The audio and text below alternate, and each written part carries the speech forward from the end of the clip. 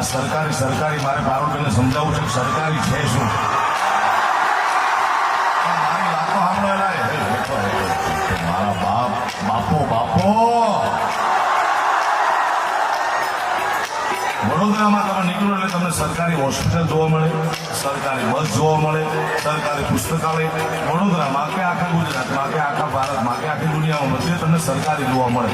પારુલબેન, અમારા લોકસંગીતના ડાયરામાં કાંઈ સરકારી જેવું હતું નહીં, બધું અર્ધ સરકારી હતું, સેલ્ફ ફાઇનાન્સ.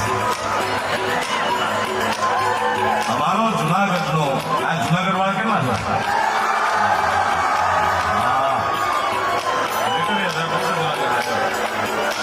જુનાગઢનો એક જગદીશ ડાભી કરીને બેન્ડો વાદક છે, એ લોકસંગીતમાં સરસ સંગત કરતો એક પીસ વગાડતો મ્યુઝિકનો, એને પારુલબેન મેં વ્યવસ્થિત તાલમાં માત્રામાં ગોઠવ્યો અને એ પીસનું નામ આપ્યું મેં સરકારી.